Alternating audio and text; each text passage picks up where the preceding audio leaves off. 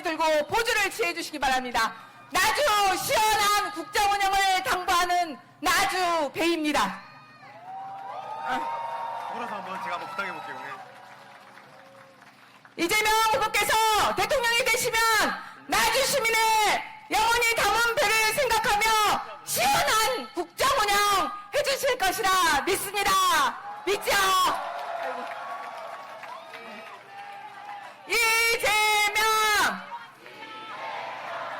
이재명 돌아.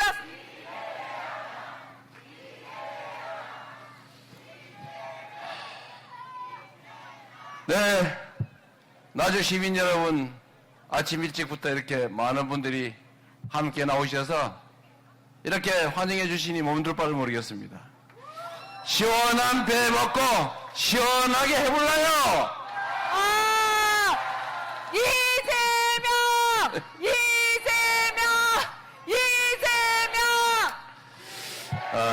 작년에 나주 배 농사는 잘 됐습니까? 아니요. 네, 이게 원래 배 농사가 잘 되면 배값이 떨어져서 걱정이고, 배 농사가 안 되면은 수입해서 걱정이고, 정말 걱정이죠? 제가 이 배 보니까 갑자기 생각이 났는데, 대한민국의 농정이 농민들을 위해서 하는 게 아니라 어떻게 하면 농민들을 빨리 농업을 포기시켜가지고 저기 도시로 내보낼까, 이 생각을 하는 느낌이 들 때가 있어요.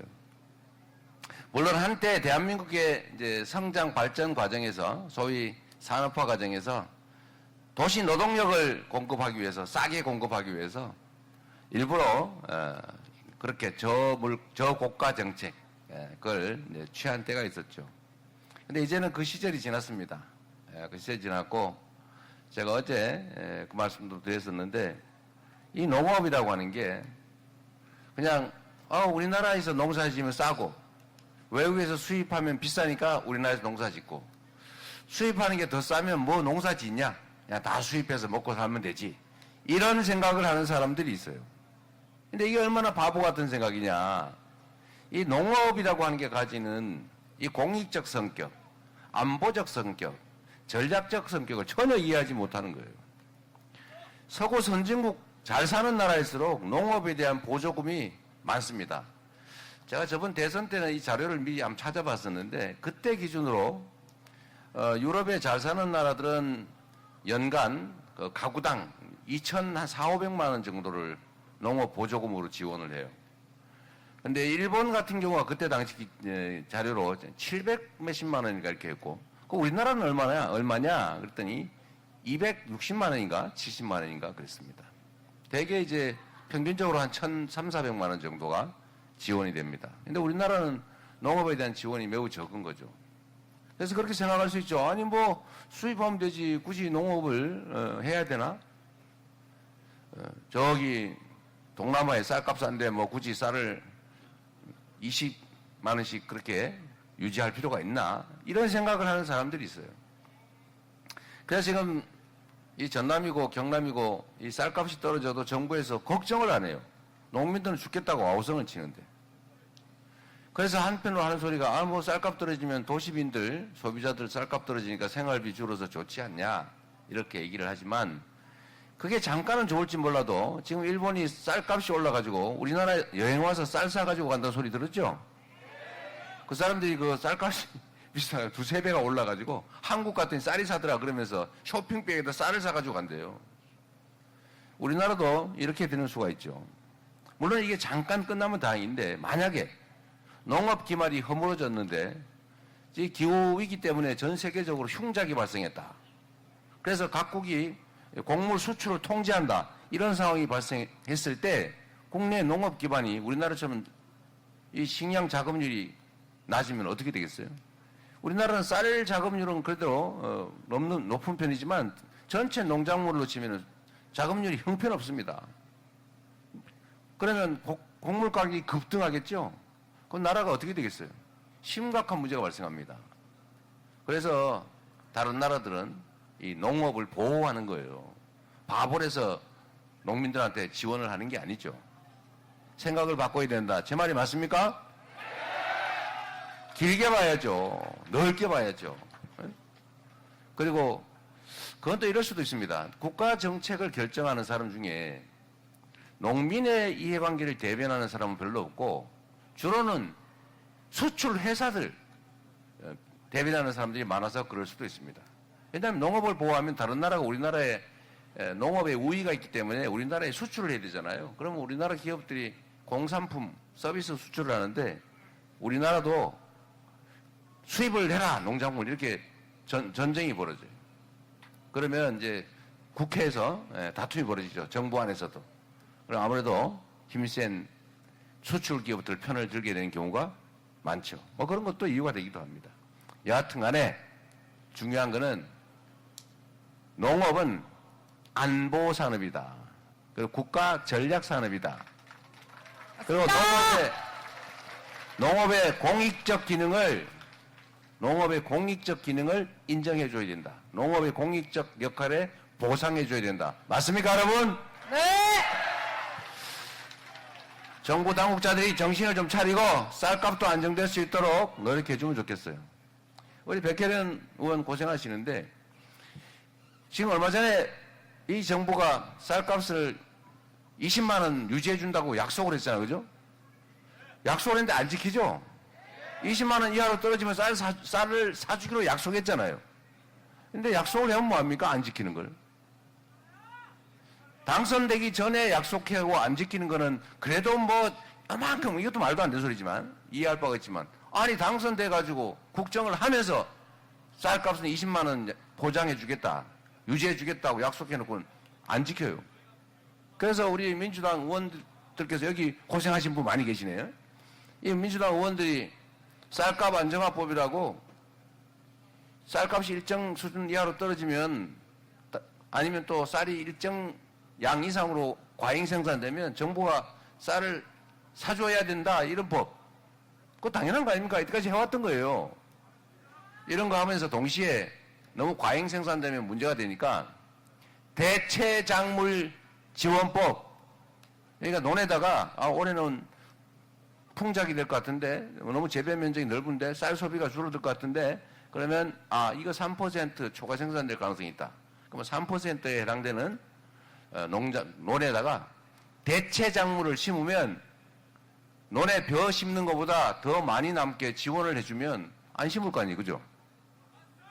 그렇게 하면 아주 적은 돈으로 이 생산량을 조절할 수 있단 말입니다.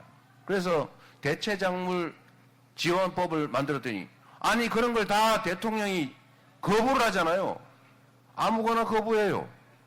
국민 주권을 거부하다가 어떻게 됐어요 지금? 거부를 거듭하다 결국은 국민과 역사의 흐름을 거부해가지고 본인이 거부당했죠. 맞습니다. 어쨌든 이런 걸 우리가 바로 잡아야 됩니다. 이 바로 잡는 힘은 어디서 나오냐?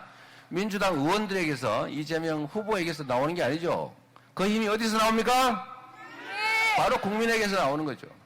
우리 국민들이 작년 12월 3일 그 내란의 밤에 깜짝 놀래가지고 그러나 바로 정신 차리고 국회로 뛰어가서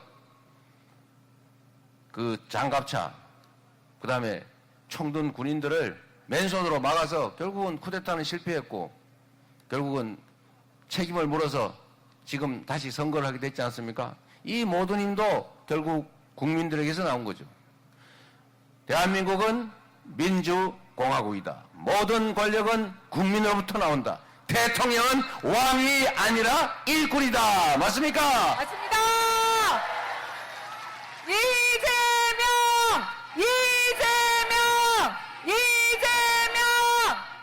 제가 말씀드리고 싶은 것은 나라 국정이라고 하는 게 정말 국민 중심으로 해야 된다.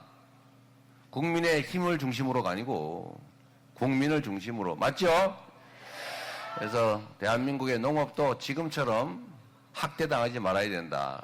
우리 민주당이 6월 3일에 여러분의 적극적인 투표와 또 행동으로 집권을 하게 되면 농업을 경시하지 않는 농협을 전략 안보 산업으로 인정하고 농업 종사자들을 공익에 기여하는 그런 점에 대해서 충분하게 보상할 수 있도록 쌀값 안정화뿐만 아니라 농업에 대한 지원을 적극적으로 해 나가도록 하겠습니다. 우리는 빈말 안 하는 거 아시죠? 이재명의 특징이 뭡니까? 이재명은 말하면 지켜요. 제가 갑자기 생각나서 이 말씀 하나 드리면, 제가 공약 이행률이 유난히 높은 사람인데, 누가 그래요? 아니 어떻게 그 공약 이행률이 그렇게 높으십니까? 그 되게 쉬운 방법이 있어요. 공약을 지킬 수 있는 것만 하고, 지킬 수 있는 거는 악착같이 지키면 됩니다. 쉽죠? 저는 시장을 할 때도 도지사를 할 때도 제가 불가능한 약속을 하지 않았어요. 제가 양심에 걸리게 내가 이거 안 되는 건데 라고 생각하고 거짓말인 줄 알면서 공약한 게 딱 한 번 있습니다. 분당에, 성남시 분당에 가면 고속화도로가 있어요.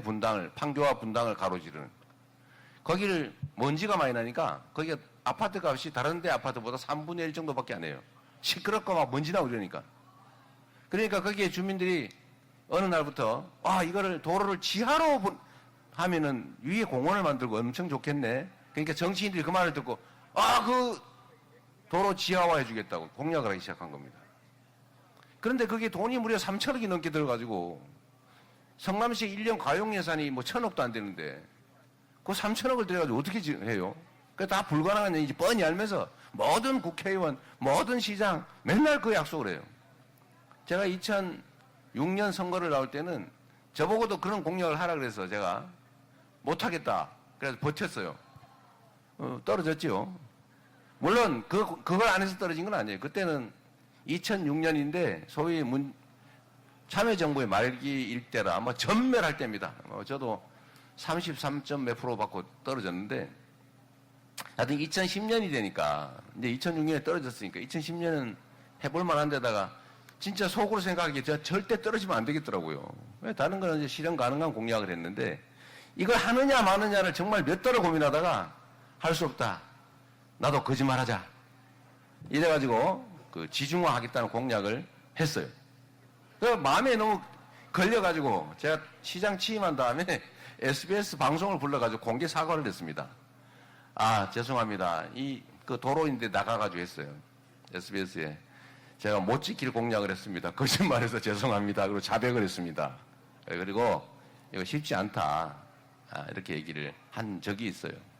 그런데 그래도 또 우리가 거짓말을 했으니까 미안하니까 다른 대책이라도 세워봐야 되잖아요.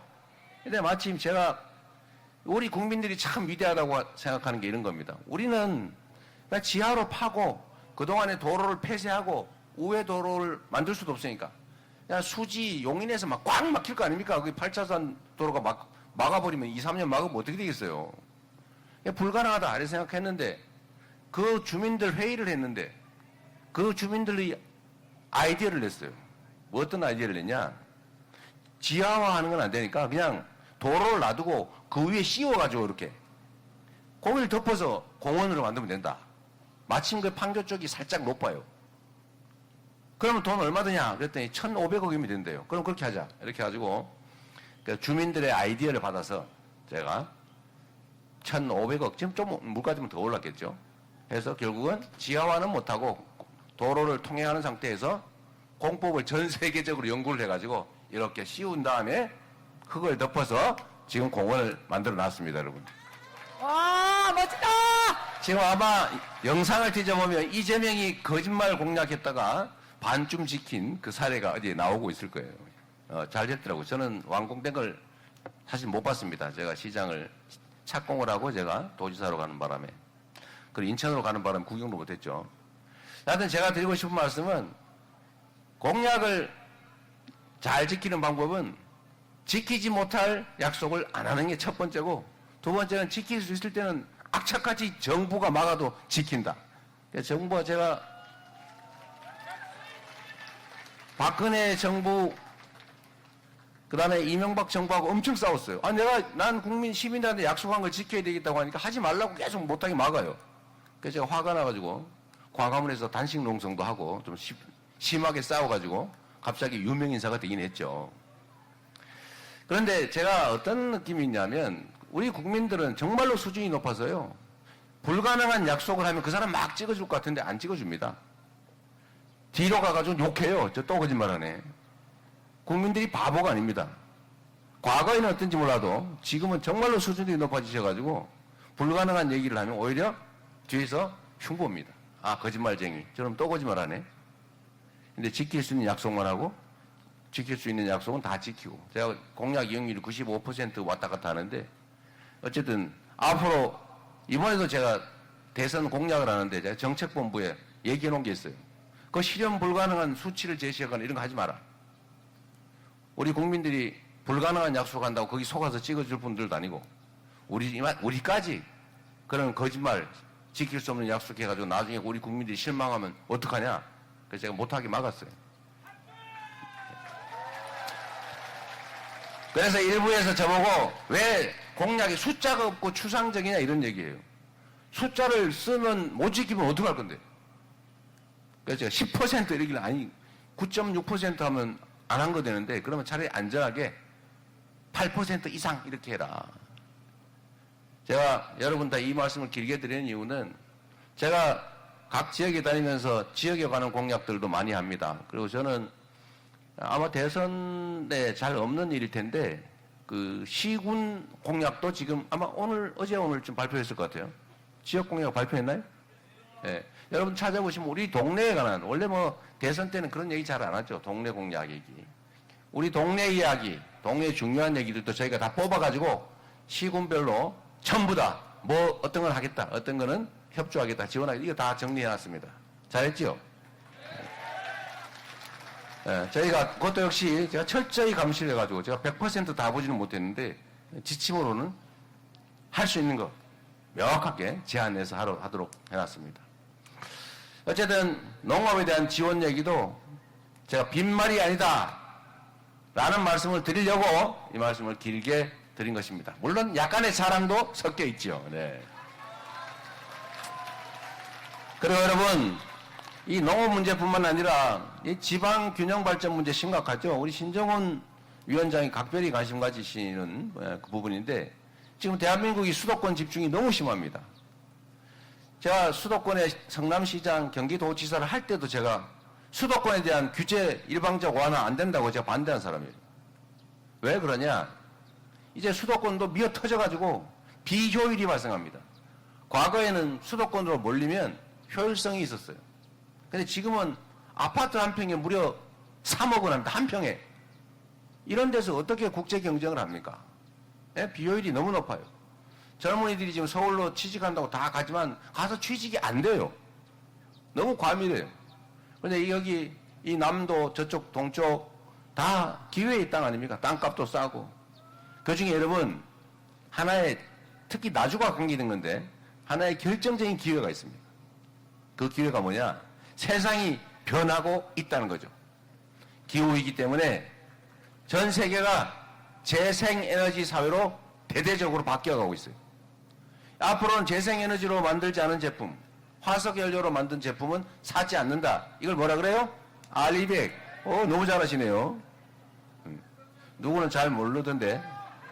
R200 하랬더니 R1,200이 아니라 I will be back 하고 있더라고요. 어쨌든 앞으로는 재생에너지 중심 사회로 신속하게 전환이 됩니다. 지금 3년을 지연하는 바람에 이 재생에너지가 부족해서 반도체 공장 같은 공장들을 해외로 옮길 생각을 하고 있어요. 지금 심각합니다. 그리고 수도권에 전기가 부족해서 공장을 못 짓고 있어요. 그런데 앞으로 그러면 단기간 내에 해결이 되냐? 쉽지가 않습니다. 그럼 앞으로 어떻게 됩니까? 이제 전기가 싸게 생산되는, 특히 재생에너지가 싸게 생산되는 지역으로 기업들을 옮기지 않으면 경쟁을 하기가 어려워집니다. 그리고 앞으로는 피할 수 없는 길인데, 내가 이 얘기했더니 또 전기요금 올린다 그런다더라고 누가 악선전을 하던데, 일단은 여기 나주에서 마늘 생산하면 나주의 마늘 한 접 가격하고 저기 서울의 남대문 시장의 마늘 한 접 가격이 같아요, 달라요? 다르죠, 당연히. 수송 비용이 있으니까요. 기회비용. 그런데 나주에서 전기를 생산하고, 아니 영광에서 전기를 생산하고, 아산에서 석탄 발전소로 전기를 생산해서 그걸 저 송전을 해가지고 서울 수도권에서 쓰는데 전기요금이 똑같네? 이거 이상하지 않습니까? 송전탑 설치하고 송전 비용이 얼마나 많이 듭니까? 그런데 우리나라는 가격이 똑같아요. 이제 이게 이런 식으로는 갈 수가 없어요. 이제 합리적인 사회로 가야 되기 때문에 송전 비용을 전기요금에 반영하지 않을 수가 없는 시대가 지금 왔어요. 다만 지금 당장 전기요금을 조정하면 이 불황에 경제 나쁠 때 더 어려워지기 때문에 당장 전기요금을 어떻게 하기 어렵죠. 그러나 우리가 일반적인 예측으로 앞으로 5년, 10년, 20년 후를 봐야 되잖아요. 앞으로는 생산지 전기와 소비지 전기가 원격일 경우에, 거리가 멀 경우에는 가격이 다를 수밖에 없고, 당연히 생산지에는 싸게 전기를 공급할 수밖에 없다. 이건 상식이죠. 그러면 앞으로는 모든 기업들이 재생에너지로 생산을 해야 됩니다. 특히 수출 대기업들은 아리백, 또 탄소 국경세, 너네 이거 화석연료로 만든 제품이지? 이러면 유럽에다 수출하려고 그러면 거기다가 부가금을 얹어서 만든다. 지금 내년부터 시행한다 그러죠 벌써? 그러면 국부가 유출되잖아요. 그러니까 우리는 피할 수 없어요. 재생에너지를 국내에서 생산하든지 아니면 해외에서 수소를 사오든지 해야 됩니다. 그러나 수소를 사오는 것보다는 나주 저 산골짜기 우리 남도 서해안 이 바닷가에 그 비어있는 많은 땅들 거기 폐염전 뭐 버려진 바닷가 이런 데다가 태양광 발전하고 바람도 좋으니까 풍력 발전하고 하면 되잖아요. 그죠? 여기 먹고 살 길이 있다 그 말입니다. 여러분. 인구 밀도가 낮을수록 땅이 많을수록 바람 농사 햇빛 농사를 지면 물고기 잡고 농사 짓는 것보다 몇 배 더 돈을 벌 수 있는 시대가 오는 거죠. 단 조건이 있어요. 거기서 생산을 하면 전기를 쓰고 남는 거 팔 수 있어야 될 거 아닙니까? 팔려고 하면 정부에서 촘촘하게 송배전망을 깔아줘야죠. 우리가 태양광판 해서 전기 생산하면 코드를 딱 꽂으면 당신 얼마 썼음, 당신이 얼마 오히려 한전에다 얼마 전기를 공급했음 곱하기 단가 얼마 이렇게 해서 돈을 받으면 되죠. 이 송배전망을 촘촘하게 까는 걸 우리가 에너지 고속도로라고 이름을 붙였습니다. 이걸 정부가 책임을 져줘야죠. 정부에 돈이 없으면 민간 자본을 끌어들여서 같이 투자해서 만들면 되잖아요. 어차피 그 사용료는 나중에 안정적으로 받을 건데. 그래서 이 서남해안이 태양과 바람의 보고 아닙니까? 얼마나 많아요. 지금도 막 에너지가 막 지나가네. 네? 이 태백별. 그래서 서남해안이 재생에너지의 보고이기 때문에 에너지 생산으로 일단 소득 활동이 가능하다. 두 번째로 우리 신정원 의원이 자꾸 말씀하시는데 이게 논밭을 그냥 논농사, 완농사 지으면서 그 위에다 태양광 발전을 해도요. 이게 논밭 농사의 85% 이상 그냥 유지가 되면서 그 논농사, 밭농사의 몇 배 되는 태양광 발전 소득이 생깁니다, 여러분. 이런 걸 정부가 해줘야 되는 거 아닌가요? 그리고 더 중요한 거, 이거는 이제 태양광 발전 사업하는 당사자만 돈을 벌 테니 그 마을들만 돈을 버니까 이제 일자리를 만들어야 될 거 아닙니까? 말씀드린 것처럼 수도권은 일단 전기 자체가 부족해요. 두 번째로 재생에너지는 더더욱 없어요. 앞으로 재생에너지는 서남해안, 저 동해안 이런 부유식 풍력발전 이런 데밖에 안 돼요. 그러면 거기서 재생에너지 가격이 싸기 때문에 기업들에게 이렇게 정부가 방침을 정하는 거죠. 지방으로 가면 재생에너지 가격이 매우 싸다. 첫째 이익이 있죠.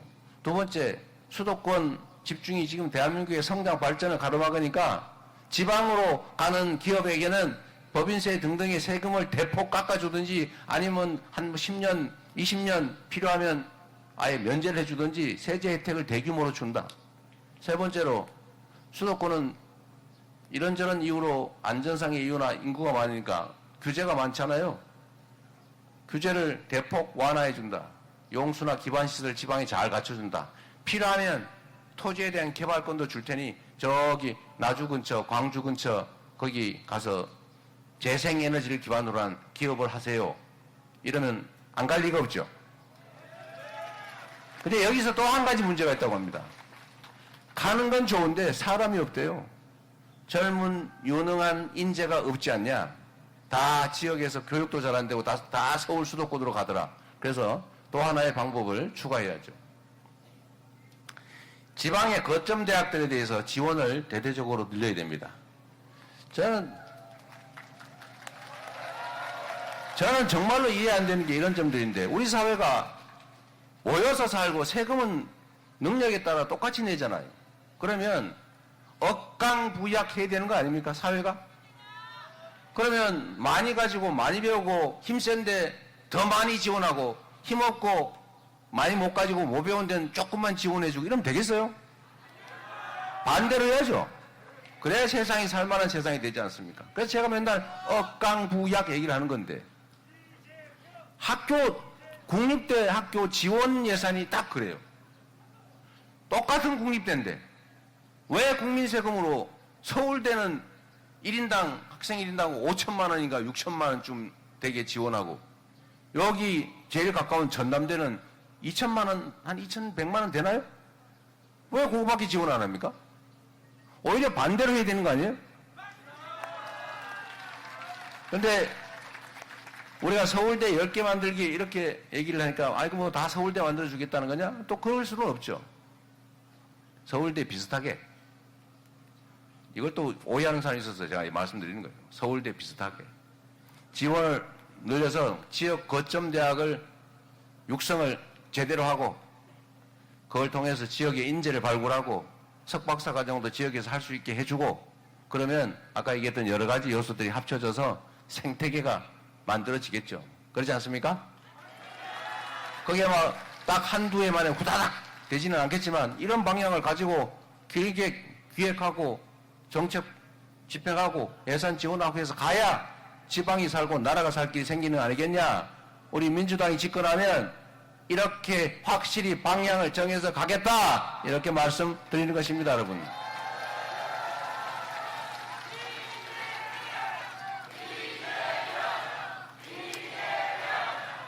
제가 아까 말씀드린 것대로 지금 전기요금, 서울 전기요금 올린다는 얘기 한 거 아니니까 그렇게 이상하게 소문내지 말기 바랍니다.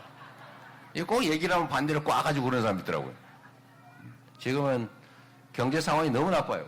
지금 어떻게 그런 공공요금 부과해가지고 할 길이 없고, 하더라도 신중하게 정말로, 예를 들면 이 제도 때문에 피해를 보거나 어려워지는 사람들에 대해서 모든 대책을 만든 다음에 해야 되겠죠. 여하튼 여러분, 우리가 희망을 갖자고 하는 얘기입니다. 이 나라의 주인이 누구예요? 국민 아닙니까? 나라의 주인이 누구라고요? 바로 우리죠. 나라의 모든 자원, 역량은 국민들을 위해서 사용돼야지, 특정 기득권자들의 무슨 영예, 사복 채우기, 아니면 특정 정치 집단의 정적 제거하기, 정치 반대 세력 집단적으로 멸절시키기, 이런 데 쓰면 안 되지 않습니까? 그리고 우리가 그럴 시간이 어디 있어요? 이 바쁜 시간에. 여러분, 우리가 인생을 1000년 만년 삽니까?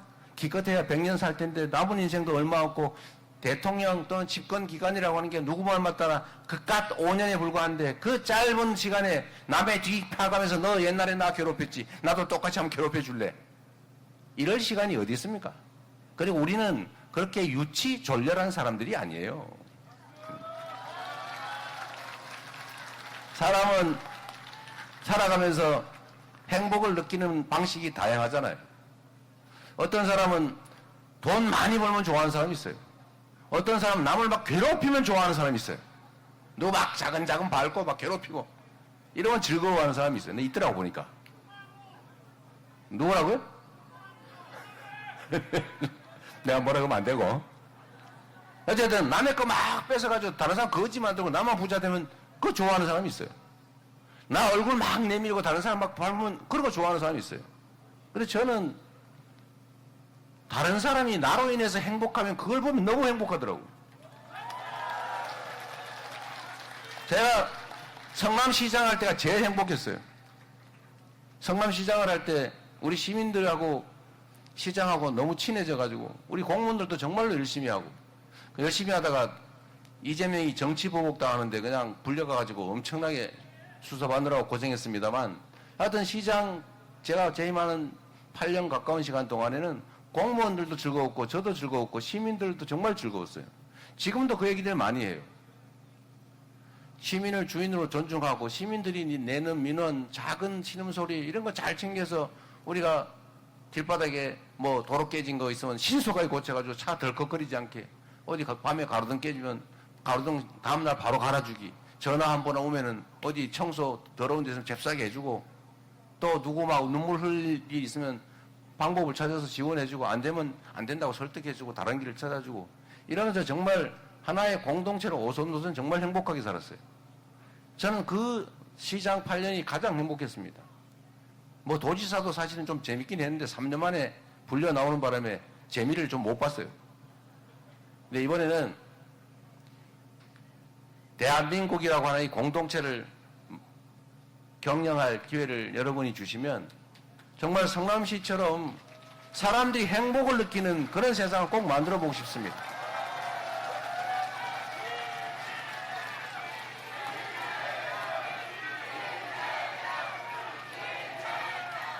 그리고 여러분, 정치인들은 국민들의 대리인인데 정치인들끼리 지들끼리 막 싸우더라도 그 주인인 우리는 서로 싸우지 맙시다. 그들 중에는 그들이 정말로 국민들의 이익을 위해서 치열하게 싸우면 지지해 줘야죠. 그런데 자세히 들여다보세요. 말은 그런데 뒤를 들여다보면 전부 다 사적 이익 때문에 그러는 겁니다. 곤란해야죠.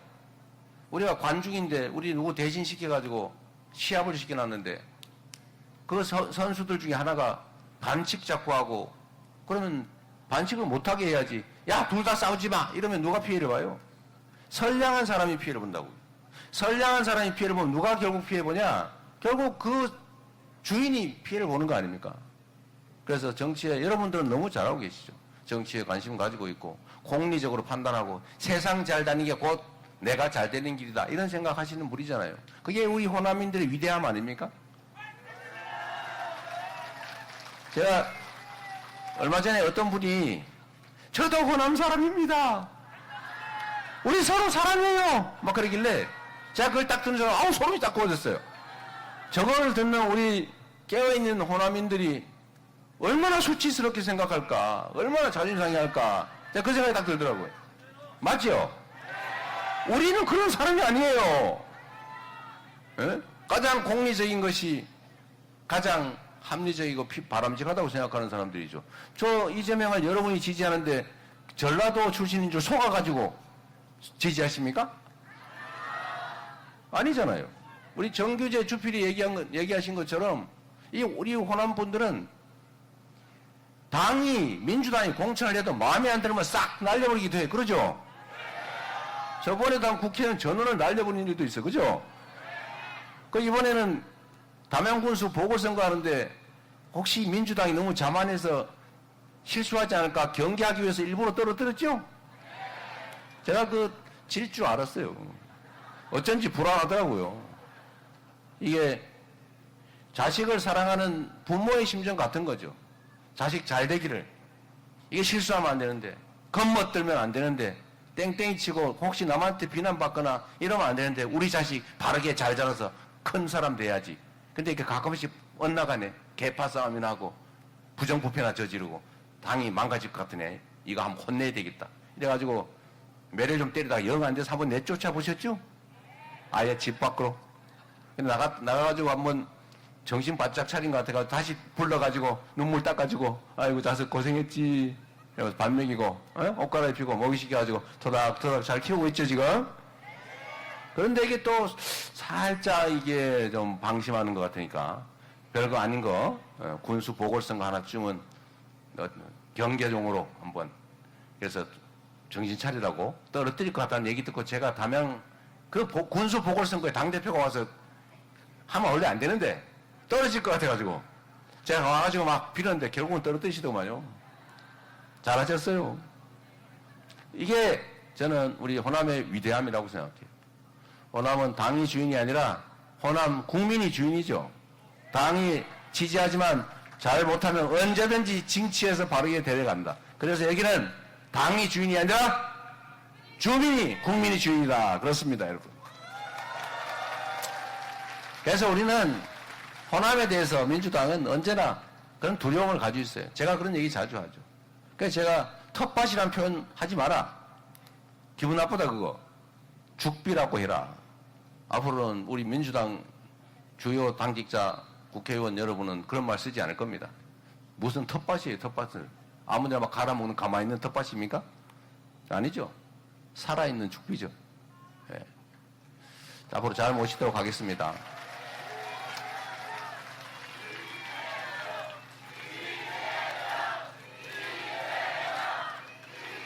여러분이 이 나라의 민주주의를 지키고 있는 거예요.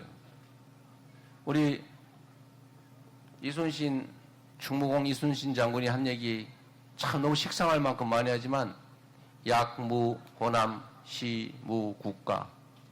실제로 호남 또는 호남의 민중들이 치열하게 싸우지 않았으면 조선은 없었겠죠. 지금도 마찬가지 아닙니까? 그 길고 긴 그 참혹한 군사정권을 끝장낸 것도 수백 명이 억울하게 죽어갔지만 결국 5.18 민주화 운동으로 끝장낸 거 아닙니까? 그리고 빛의 혁명을, 그리고 촛불혁명으로, 빛의 혁명으로 이 폭력적인, 이 시대착오적인 이 정권을 끝장낸 것도 결국은 저는 호남 정신이었다고 생각합니다. 우리 위대한 국민들이죠. 우리는 이겨낼 수 있습니다. 지금은 비록 어렵겠지만 똑같은 조선에서 선조는 완전히 나라를, 조선을 망가뜨려서 수백만 백성들을 죽음으로 몰아넣었는데 정조 한 사람이 동아시아 최고의 부흥국가로 조선을 만들었잖아요. 똑같은 수군을 가지고 이순신 장군은 23연승하면서 조선을 지켰습니다. 리더 한 명, 책임자 한 명이 어떤 변화를 만들어낼 수 있는지를 상징적으로 보여주죠. 우리 대한민국의 이 위대한 국민들의 이 엄청난 저력으로 지금의 이 위기들, 이 곤란함을 이겨내고 국민이 주인으로 진짜 존중받고 국가의 모든 역량이, 자원과 기회가 오로지 국민만을 위해서 제대로 쓰여지는 민주공화국, 진짜 대한민국으로 함께 나아갑시다, 여러분. 그래서 지금은 이재명입니다. 감사합니다.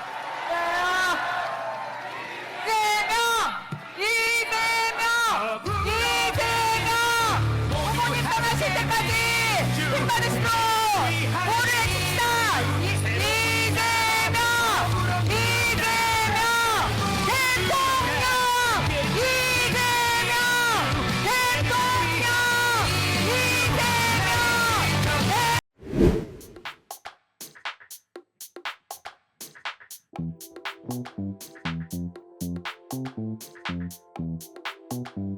이재명